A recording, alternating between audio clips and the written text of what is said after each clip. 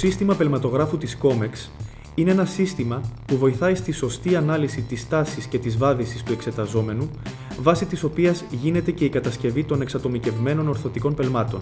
Στην COMEX συνδυάζουμε τη χρήση της πλέον σύγχρονης τεχνολογίας με την πολυετή εμπειρία ποδολόγων, με στόχο την αποδοτική και ορθή κατασκευή ορθωτικών πελμάτων. Το πελματογράφημα παρέχει τη δυνατότητα στατικής και δυναμικής μέτρησης. Στη στατική μέτρηση σε όρθια στάση, ο εξεταζόμενος στέκεται πάνω στον τάπητα μέτρησης, όπου μελετάται η ισορροπία και η κατανομή του κέντρου βάρους. Στη δυναμική μέτρηση, ο εξεταζόμενος βαδίζει ελεύθερα πάνω στον τάπητα.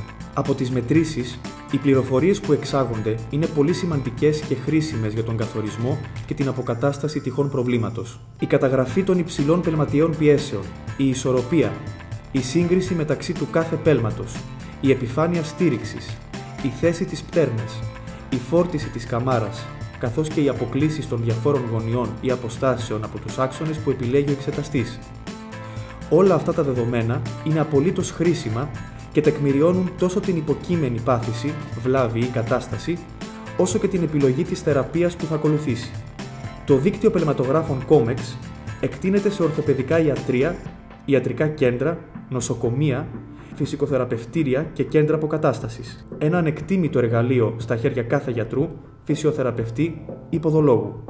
Όσοι λοιπόν έχουν αντίστοιχα προβλήματα, αντί να περπατούν στα τυφλά, ας πεύσουν για ένα πελματογράφημα και θα διαπιστώσουν την αξία του.